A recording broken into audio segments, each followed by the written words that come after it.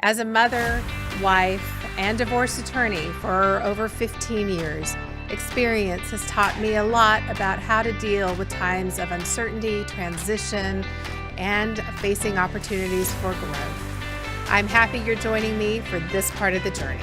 Hello, I'm Jennifer Hargrave, and today I am so excited to introduce you to Kim Griffith. Kim is an executive and life coach here in Dallas, where she works with both businesses and individuals to help them grow into their vision for who they want to be and overcome some of the challenges and repeating patterns that can really hold us back in life. She's also created a process called the WAVE process, which I am really excited to have her here and talk to us about today. Welcome, Kim. Thank you, Jennifer. It's great to be here. Thank you so much for coming. I want to start off because one of the things that I've learned a lot from you is how to manage conflict and how to manage our own triggers. So I want to start off and ask you to give us a definition and an overview. What is conflict? Well, what causes conflict is when we are struggling to communicate what we want, what's important to us, what we want, what we need, and what's a yes and a no. And when we cannot communicate that in a calm, confident, clear way to give the other person the best chance to respond in a calm way, it just causes so much conflict. It really does. And it will often escalates when we resort to some of our natural human tendencies, I think. What is a trigger? I mean, triggers are such kind of a critical part of conflict. So what role do triggers play, and really what causes triggers? I know. I mean, trigger is kind of a word right now that a lot of people are using and they laugh about it, but it really is something. And a trigger is when something in the environment, whether it's a look on someone's face, a word, a smell, a sound, it can be anything in the environment that sets off almost like a flashback. And it transports us back into a time where we were treated in a certain way that we got disconnected with, we felt not safe. And it literally puts our brain and body into a place of disconnect and fight, flight, and freeze. And and then we start reacting in this way that is just crazy.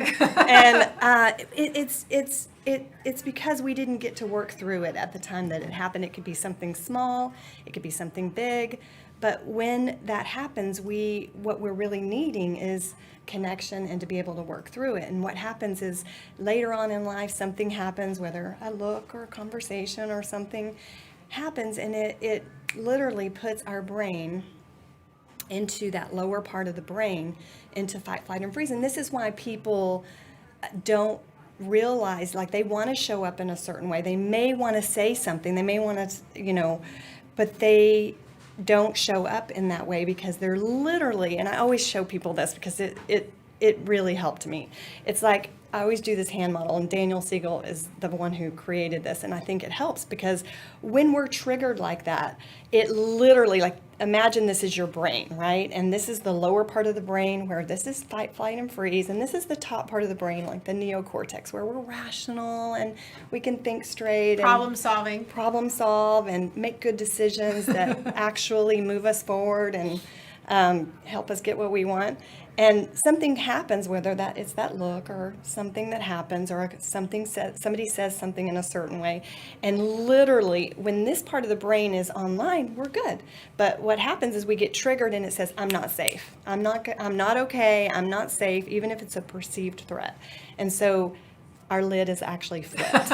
And we're literally walking around like, and we go into this place in fight, flight, and freeze, whether we fight, shut down, want to get out, which we all know what that's like. And so it's really about, that's what's happening when we're getting triggered. Our lid is flipped and we're not able to show up and communicate and make decisions the way we really want to. So that's where the saying, she flipped her lid, came from? That is exactly where it comes from. Seriously. Interesting. Yes. I've heard another term, I think this is the same thing, called the amygdala hijack. That's is that it. the same? Same thing. Where that amygdala part of the brain is regulating and takes over. And absolutely. And it's like a bear is chasing us, right? It is. And it's okay to have this lower part of the brain, when a bear is chasing us.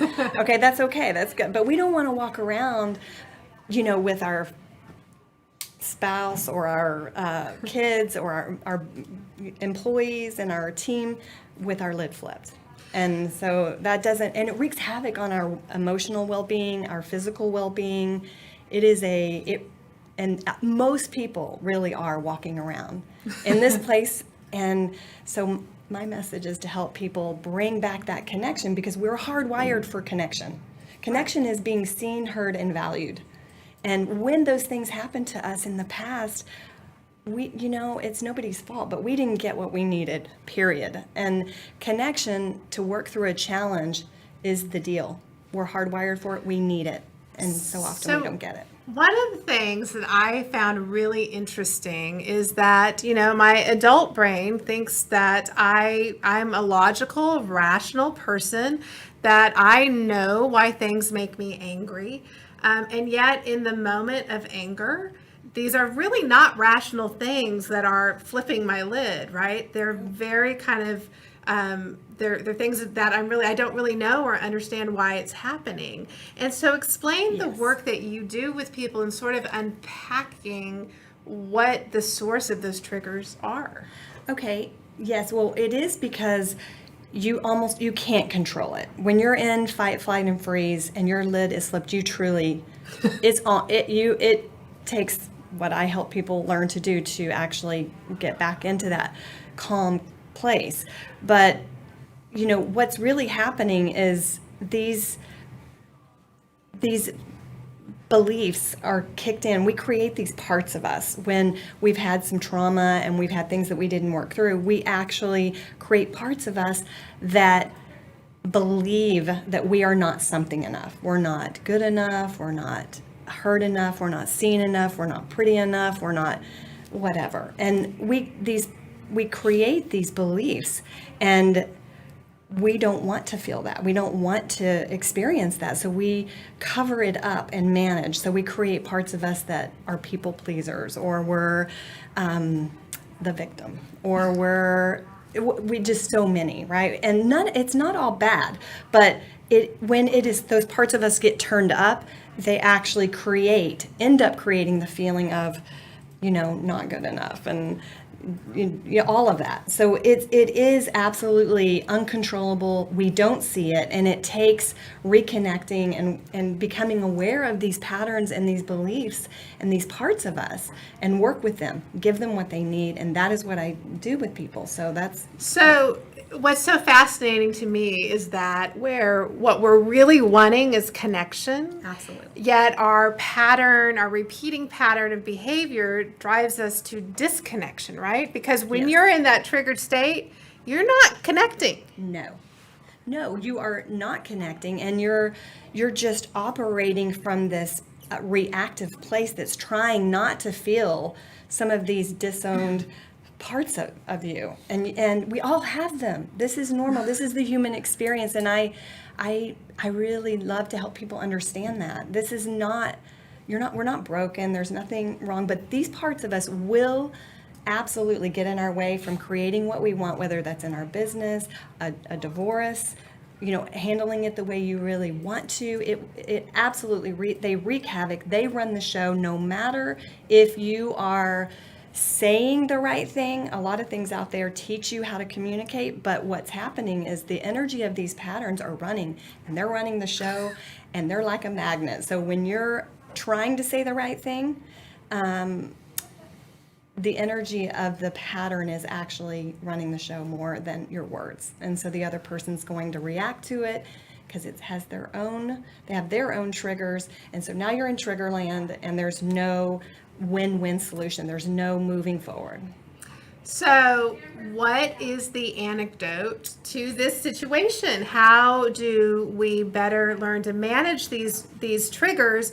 I guess the art of it is to manage them before they happen, because it sounds like once you're in the triggered state, there's not a whole lot you can do. And we'll talk about that. You can, but how do you manage the situation so that you can show up in a way that actually brings connection into your life?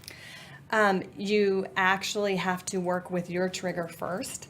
When something's happening and somebody says something or a situation or a challenge occurs, you really have to learn to connect to you and your trigger and take full responsibility of your trigger.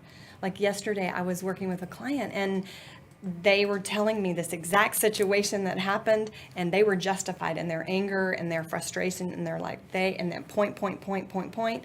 And I get it, right? The behavior of someone else might need addressing. It might need to have some boundaries, but you first, if you really want to end up with a higher solution and stay connected, even if you have to set a boundary, you have to work with your own trigger first.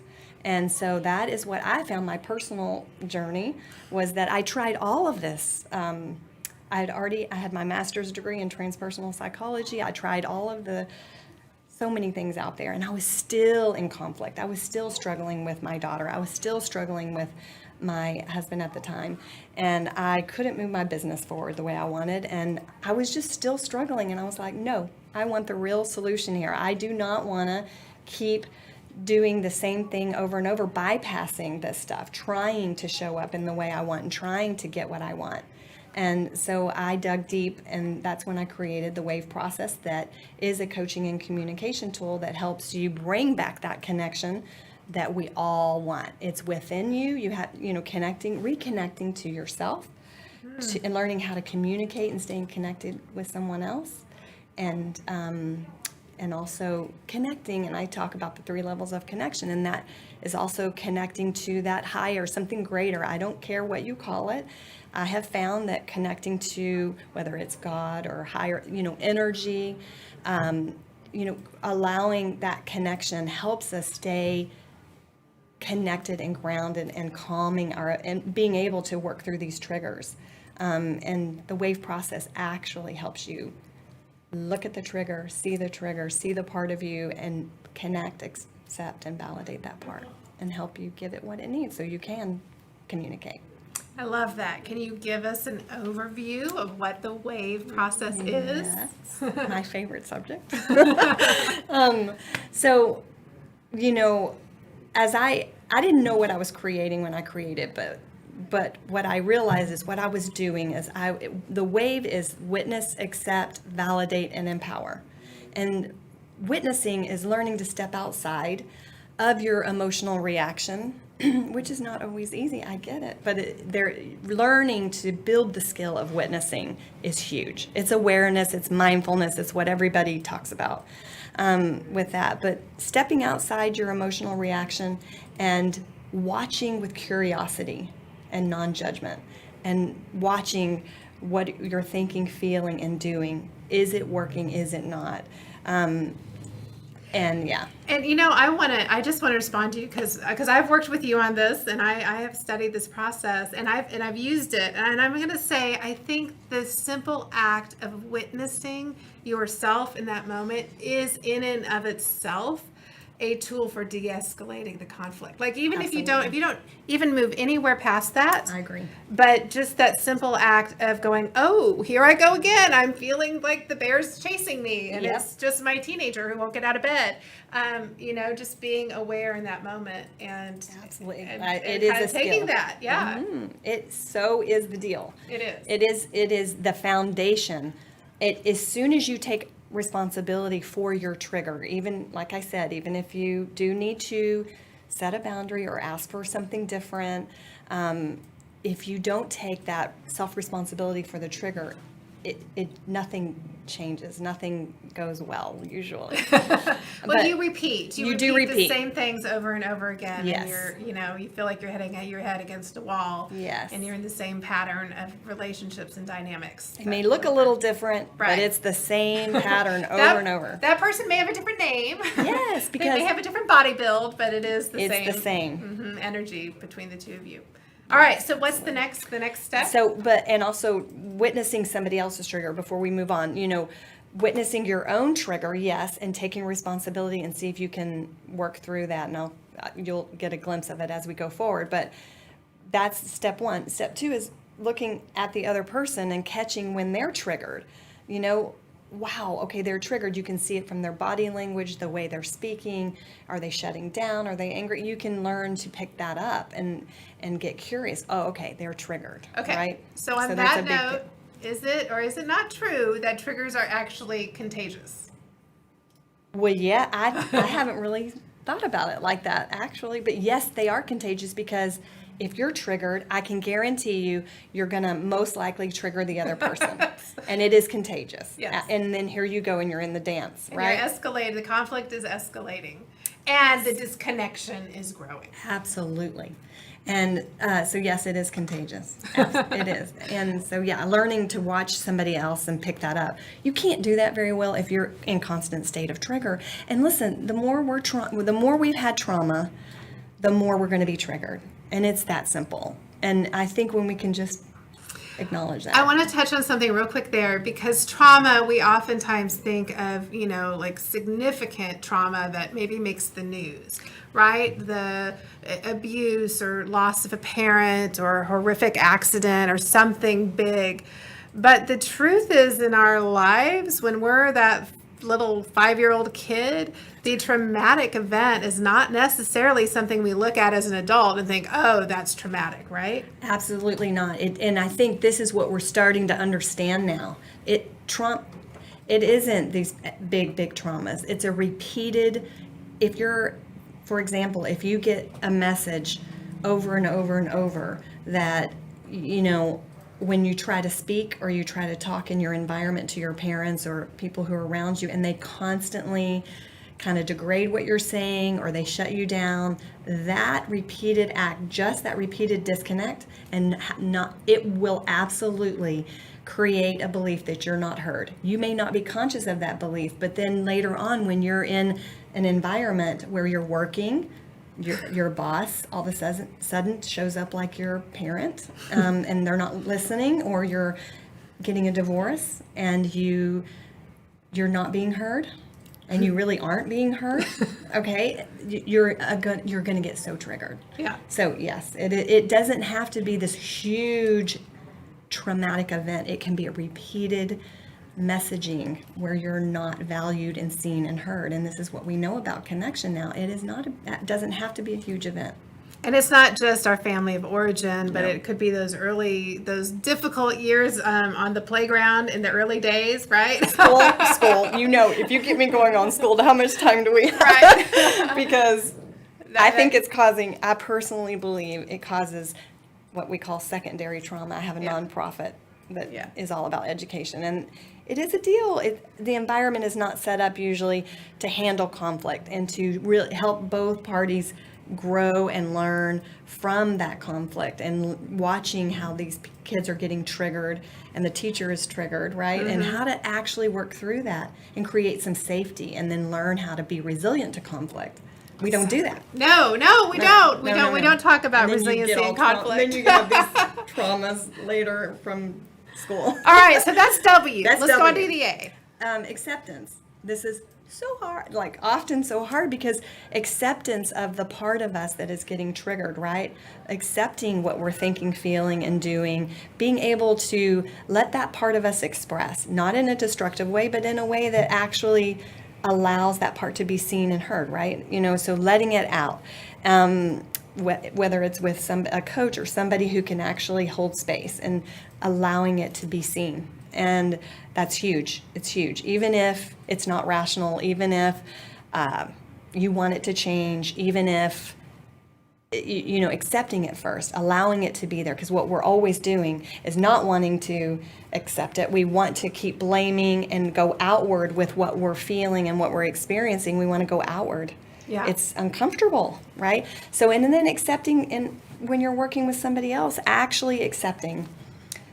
You may not like it, and you may not think they're being rational, but just listening and hearing them is so important, because as soon as you don't do that, you're disconnected and in the trigger. So really Absolutely. Accepting. And I think that the big part when you're the one who's holding that space for somebody else is to set aside judgment and to just be there with them in that time, and let them feel and let them know that they are in a safe place. is tremendously helpful. Absolutely. And I think something these days we're not really good at doing. I think everybody's quick to judgment. That's for sure. Right. Yes. All right, tell us about the V. Validation. It is such a huge piece of connection. Acceptance and validation is huge. And really validating ourselves, giving some heartfelt compassion and understanding of why we might be showing up, acting, feeling, thinking the way we are.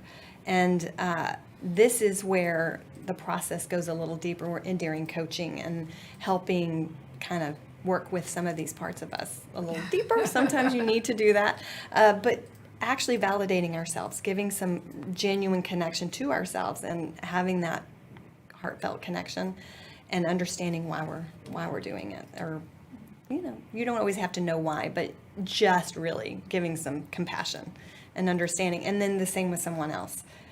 Validating someone else when they're doing whatever they're doing, you can validate what they're saying and hearing from a heart, give some heartfelt compassion to it. You cannot do that if you're really triggered, and that's why it's a dance between working through your own trigger to stay in higher brain. And so you can actually validate somebody else's reality even if you don't agree, because as soon as you do, they're going to come off the trigger.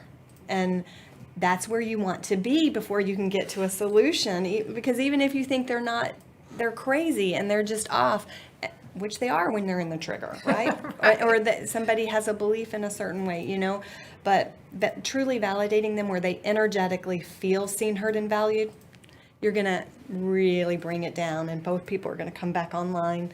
And so validation is huge and you can see this in kids, and you just see it in anybody, but really with kids. When they feel seen and heard, even if they don't get their way, they tend to come off the trigger.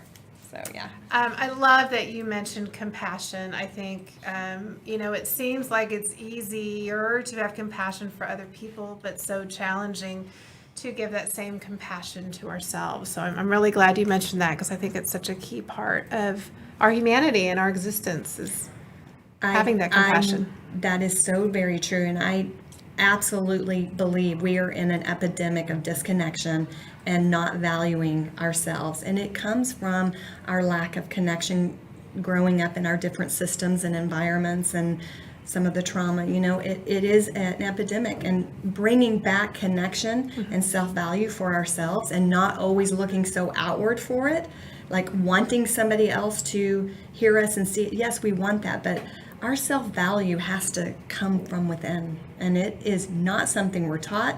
It's not modeled, and we are just now starting to learn the importance of it. Love that.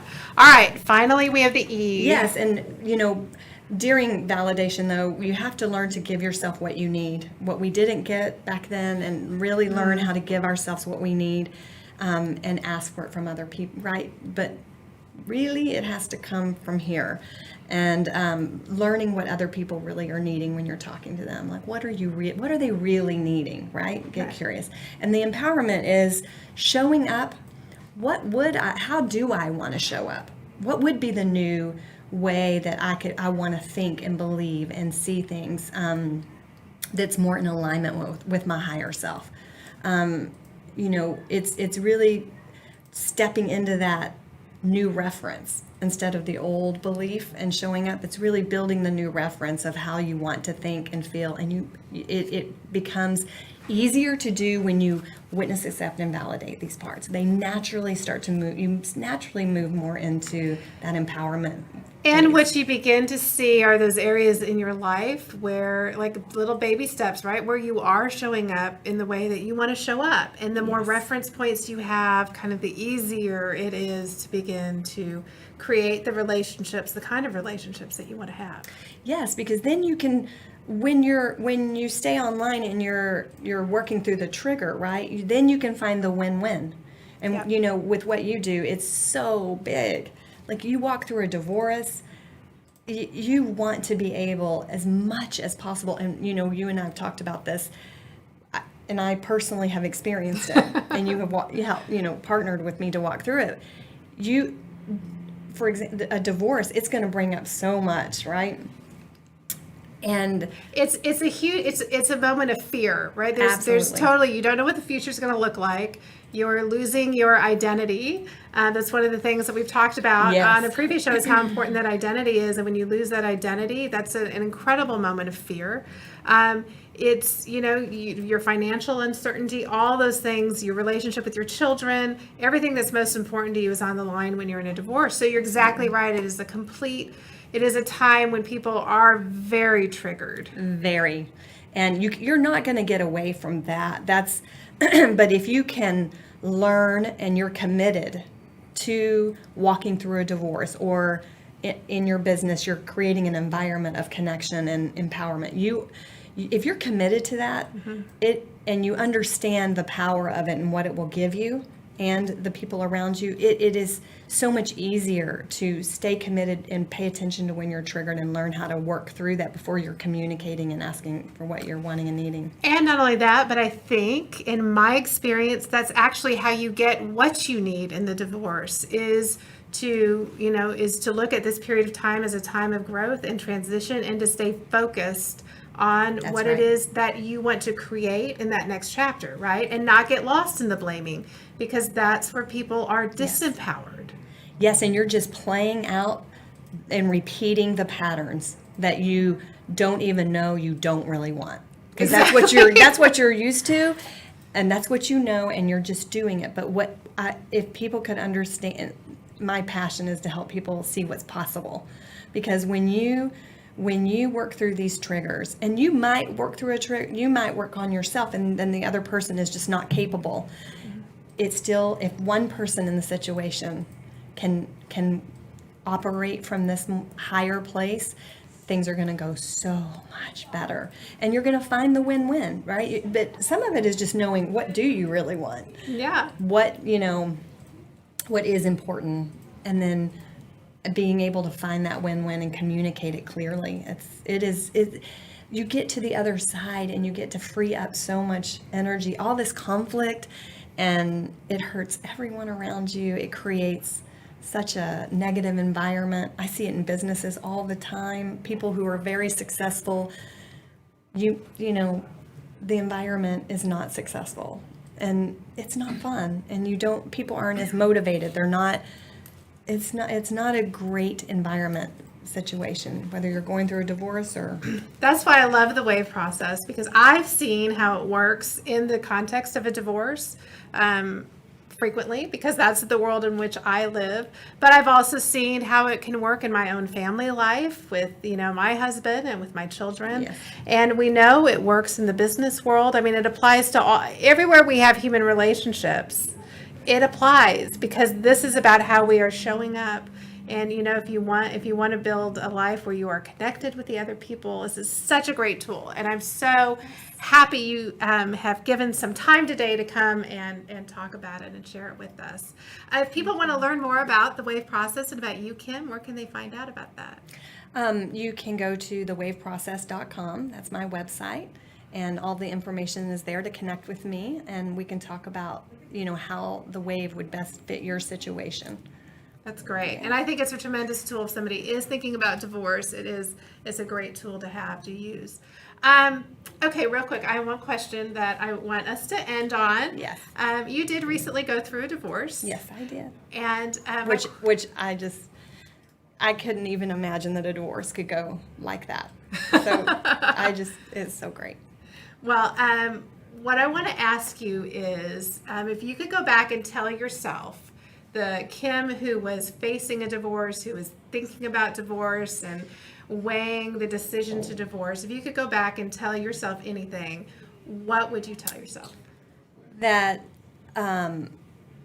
you're going to get to the other side, and with all the fear and emotions, you're going to get what you need to get, and the support will come to you as you go through it. You don't have to know everything. You don't have to see the other side right away. Just trust that you're going to get, whether it's from, your group or your law firm, or because that was so much of it, getting that support. But all kinds of support came to me as I needed it, and that was so huge. I didn't realize that could happen. I wanted to know everything right away before I walked through it. I'm like, oh. But I would say trust. You're going to get what you need, Kim, as you go along. And this decision is so empowering. You're going to open up a whole new you. And you're going to live the life that you're really in alignment with. And you're going to create something so great. And stay connected to, my ex, and we're still friends, we're still good. And my child has come through it very well because we pretty much stayed connected, even through challenge. I love that. I'm Thank happy. you again. It's Thank been you great so having much. you. I appreciate it. Thank you so much for joining us. And until next time, we'll see you then.